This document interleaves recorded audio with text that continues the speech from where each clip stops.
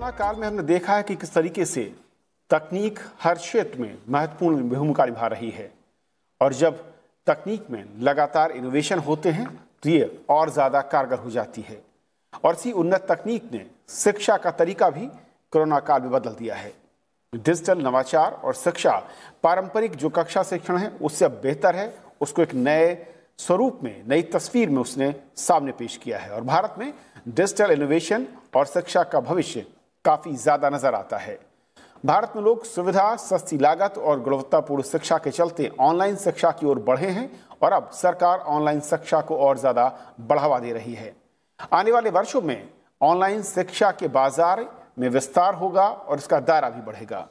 उपराष्ट्रपति एम वेंकैया नायडू ने कहा कि विद्यार्थियों के संपूर्ण विकास के लिए ऑनलाइन और ऑफलाइन के जो मिश्रित मोड है, जिसे हाइब्रिड शिक्षा कहा जा सकता है, उसकी ज़रूरत है और रटने की जगह छात्रों को विश्लेषण और इनोवेशन के लिए प्रोत्साहित किया जाना चाहिए।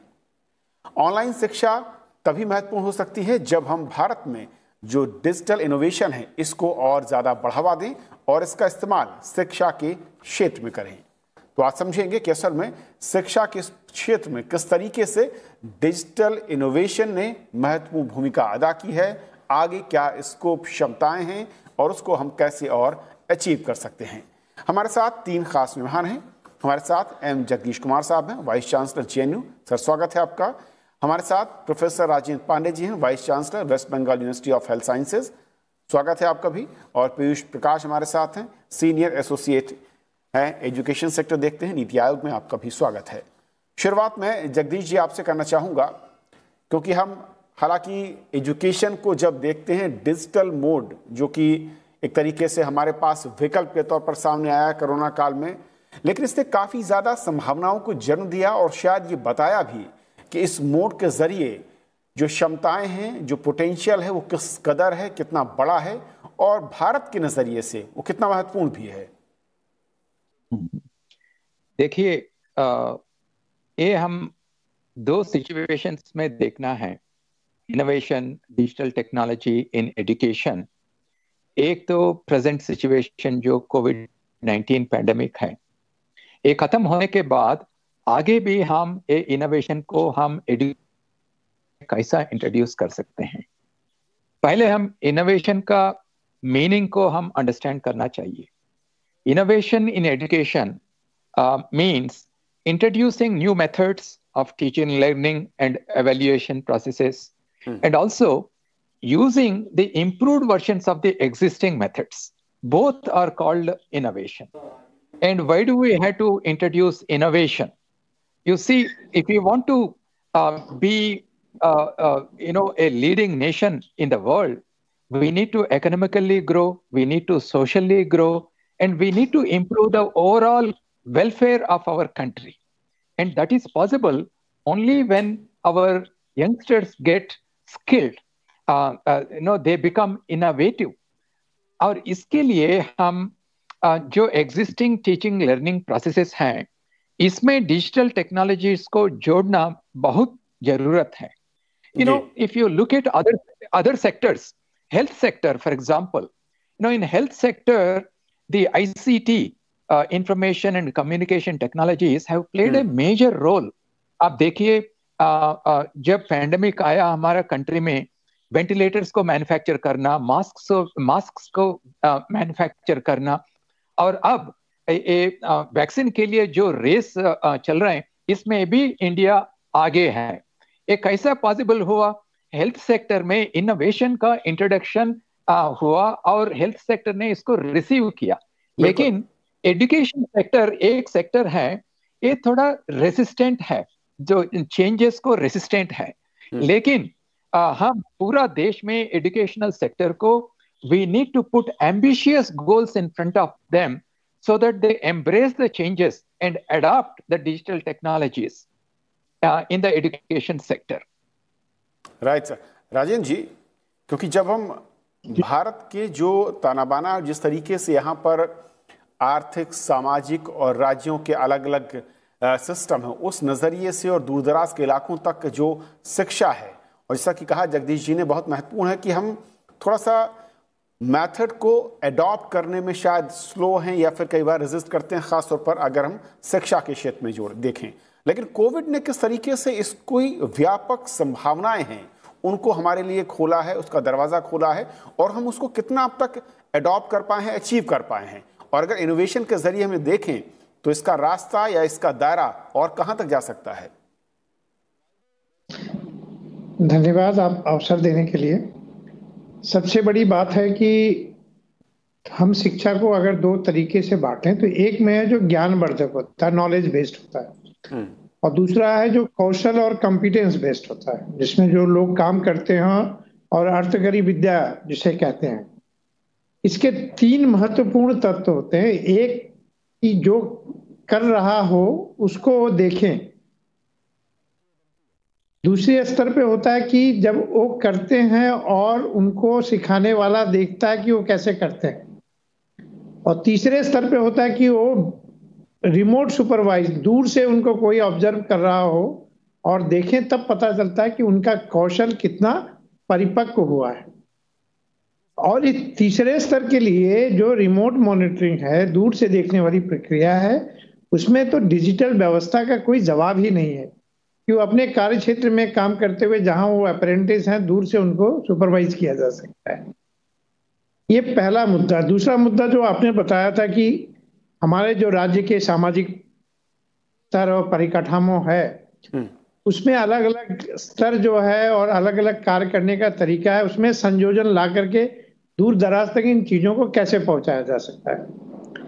तो इसमें देखिए सबसे बड़ी बात है कि हमारी आबादी चूंकि बड़ी है और हमको काफी तादाद में शिक्षक चाहिए ताकि वो पर्सनल कांटेक्ट में पढ़ा सकें, और इतने तादाद में अच्छे शिक्षक मिलना मुश्किल है। क्योंकि देखिए एक चीज को सीख कर पाना अपने लिए एक तरह का परिपक्वता है, और दूसरा कि सीख कर इस स्तर तक सीखें कि दूसरे को भी सिखा सके, ज्यादातर लोगों में नहीं पाया जाता, और उतनी संख्या में शिक्षक बना पाना बहुत मुश्किल है।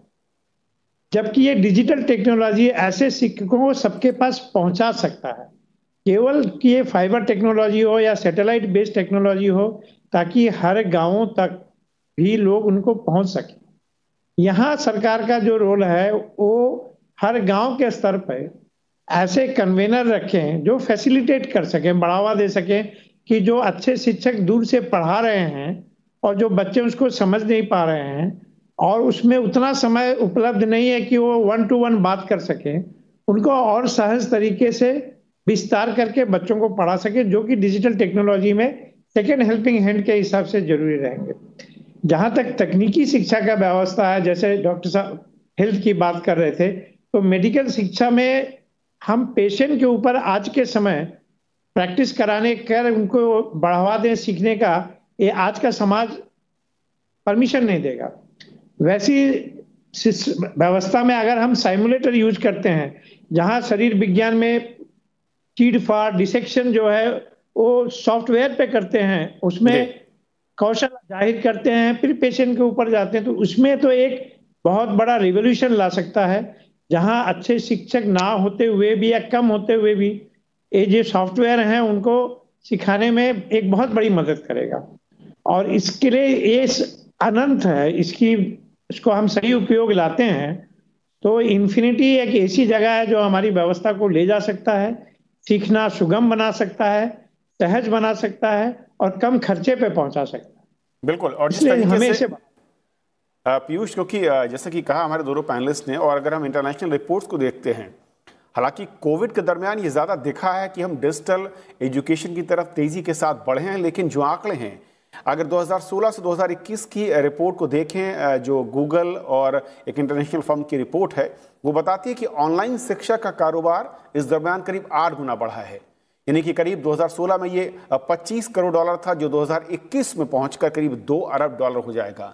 यानी कि स्पेस किस तरीके का था जिसे भरने की कोशिश ऑनलाइन शिक्षा ने की है, डिजिटल मीडियम ने की है। लेकिन भारत में अगर हम देखें कोविड एरा में ही किस तरीके से पॉलिसी लेवल पर या स्टेट और सेंटर के बीच इस पूरे के पूरे सेक्टर में डिजिटल एजुकेशन और इनोवेशन को लेकर जो कदम उठाए गए हैं वो किस तरीके से कारगर रहे हैं और किस दिशा में अब तक हमने उनके नतीजों को देखा है। जी, आपने बहुत अच्छी उस रिपोर्ट का जिक्र किया। गूगल और KPMG इन्होंने मिलकर एक रिपोर्ट निकाली है, जिन्होंने एक आंकलन किया कि हमारा जो डिजिटल एजुकेशन का मार्केट है, सेक्टर, वो कितना ग्रो करेगा।